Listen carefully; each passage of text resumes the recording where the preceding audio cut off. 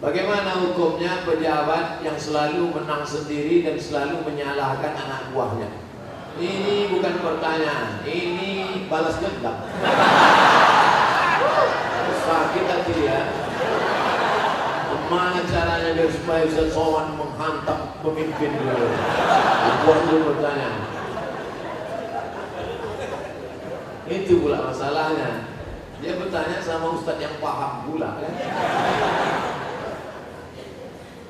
Nabi berkirim surat kepada Raja Romawi, namanya Heraklius, Herkal.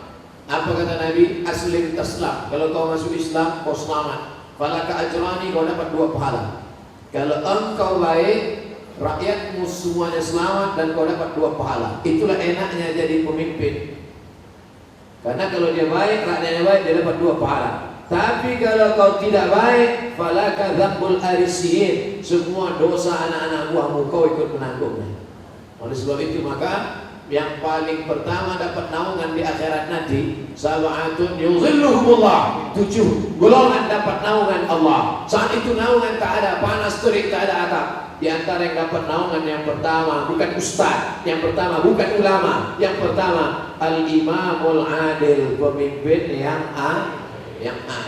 Tapi negara kita negara demokrasi. Kalau ada pemimpin-pemimpin kita yang zalim, yang menyalahkan orang, kita bisa lapor ke atas. Ada laporan bapak-bapak pegawai kepala dinas, lapor ke Pak Wali Kota. Pak Wali Kota ada laporan ke atas, ada atasan, ada BPK, ada Inspektorat Jenderal, ada macam. Bapak-bapak polisi, tentara, lapor ke Propam, ada atasan yang bisa kita laporkan. Kalau takut, kirim surat kaleng. Jangan fitnah. In ja'akum fasiqun binaba'in, kalau datang orang bawa berita palsu, fatabayyanu, klarifikasi. Nah, salah tak selesai dengan ditulis di wall Facebook, tapi harus diselesaikan. Wa amruhum syura bainahum, diselesaikan dengan musyawarah. Seorang laki-laki pakai emas dalam sholatnya, apakah sholatnya sah? Emas itu bukan babi, kecuali dia bawa rantai babi baru Arab. Emas tidak. Emas kalau dipegang, wudu kita tak batal, sholat kita pun tak batal. Tapi Nabi mengharamkan pakai emas. Ini mesti paham.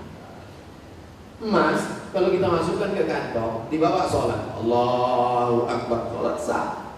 Tapi memakai cincin emas haram. Bapak-bapak yang pakai cincin emas, buka sekarang dulu. Tak ada gunanya pengajian. Tak ada gunanya pengajian. Nanti lah mubazir pengajian. Bapak-bapak yang sekarang pakai cincin emas, buka sekarang dulu. Tak perlu tunjukkan, pelan-pelan aja kita. Buka masuk. Balik dari sini, jual. Kalau batunya sayang, simpan. Mana tahu batunya zamrud, kecubung, permata, ikan, simpan. Ambil batunya, ikatkan dengan perak. Cincin saya emas putih Pak Ustaz. Emas putih itu emas. Emas putih itu emasnya 80, nikelnya 5. Emas putih itu emasnya 80%, nikelnya 5%, peraknya 18%, peraknya 15%. Maka warnanya putih, tapi dia emas juga. Jadi kalau mau buat cincin, perak saja. Ini cincin perak. Batunya zamrud asli, mereknya Casio. Pernah saya beli. Kalau sempatlah saya beli sekian puluh juta, lalu kemudian anak yatim tak sekolah, neraka jahanam tempat saya. Bisa pula anak yatim tak sekolah, cincin kita 30 juta. Pak, minta makan Pak, belum makan pagi, kata anak yatim di lampu merah. Kita mau. Alhamdulillah. Oleh sebab itu maka yang punya cincin emas, wahai Imam Syafi'i, kenapa laki-laki Islam tak boleh pakai cincin emas? Apa kata Imam Syafi'i? Robek hati orang miskin menengok cincin emas. Aku makan pun payah, kau sampai hatilah pula pakai cincin emas. Matilah kau cepat, kata dia. Hancur hati dia. Itu alasan ulama dulu. Tapi rupanya sekarang setelah ditemukan emas itu ada molekul-molekul kecil masuk ke dalam pori-pori, masuk ke dalam darah, masuk ke dalam jantung, menyebabkan penyakit Alzheimer, penyakit tua sebelum masanya, penyakit lemah tak bertenaga. Banyak orang barat yang sudah kena. Lalu kami yang perempuan Pak Ustaz, yang perempuan dia masuk ke dalam, keluar lagi melalui darah menstruasi haid. Makanya kalau ada bapak yang haid, pakailah.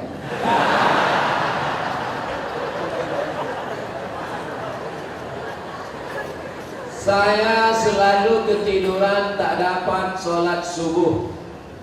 Orang yang tak sholat subuh karena ketiduran ada hadisnya. Man nama, siapa yang tidur walam yusalli, sampai tak sembahyang subuh, balas syaitanu fi uzuni, setan kencing di telinganya. Yang tadi tak sembahyang subuh, nah itu tertulis di sini, toilet setan.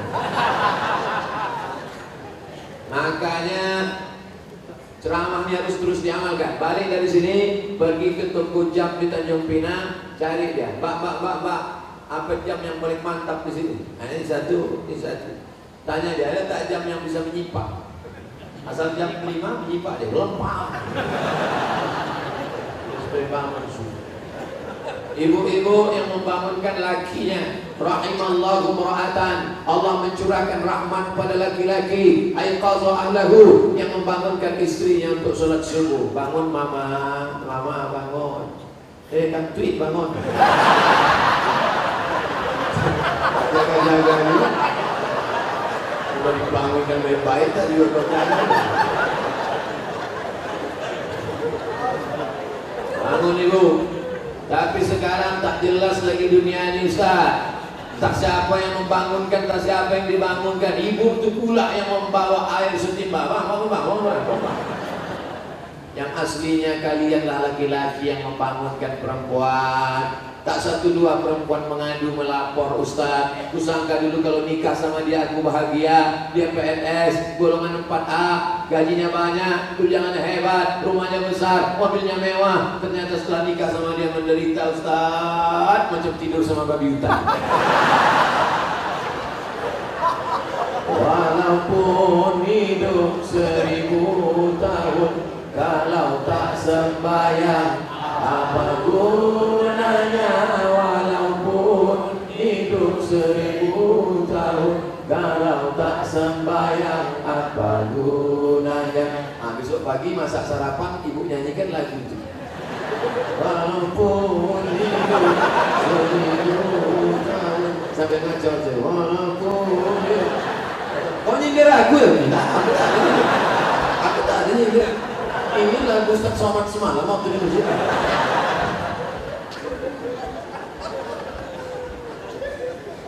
Ustaz, apa sah laki-laki sholat di rumah tapi tak di masjid?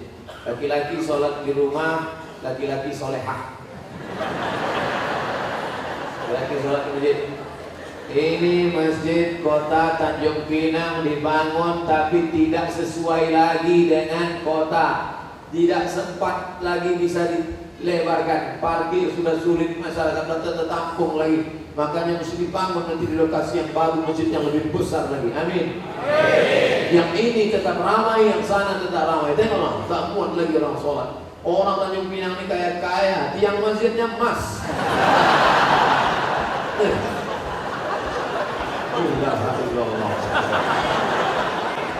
Luar biasa. Orang susah menjadi emas. Laki-laki di Tanjung Pinang tak ada yang pakai emas, karena mereka mau menunjukkan kayanya bukan dengan cincinnya, tiang masjidnya emas. Hebatnya lagi di Tanjung Pinang, walaupun tiang masjidnya emas, tapi jendelanya tak pakai kosen. Menunjukkan apa? Aman. Tanjung Pinang aman, tak ada pencuri. Kadang-kadang kita masuk ke salah satu masjid, kotak infak dicor. Kotak infak pakai rantai besi, pakai gembok. Di sini aman. Coba tengok masjid, lampunya pula macam lampu Masjid Nabawi. Luar biasa. Mas tak kuning.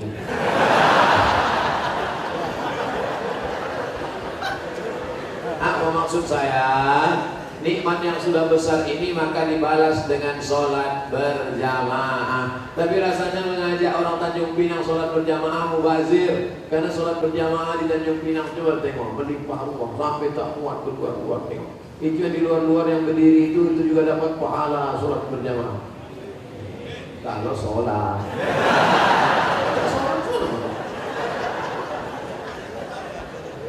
Layan tayanna, mereka yang tak datang ke masjid, jangan ulangi lagi. Yang sholat di kantor, yang sholat di rumah, yang sholat di kamar, jangan ulangi lagi, kata Nabi. Kalau kalian tetap sholat di rumah, la uharriqanna alaihim buyutahum, kubakar rumah mereka. Nabi yang bilang, kalau kalian sholat di rumah, kubakar rumah mereka. Kalau hidup Nabi sekarang, betapa hotspot titik atas. Lagi banyak rumah yang dibakar Nabi. Berasap lagi. Ustaz janganlah sebut-sebut asap Tanjung Pinang ini kan dari kampung Ustaz juga. Kau tahu apa yang ada dalam hati.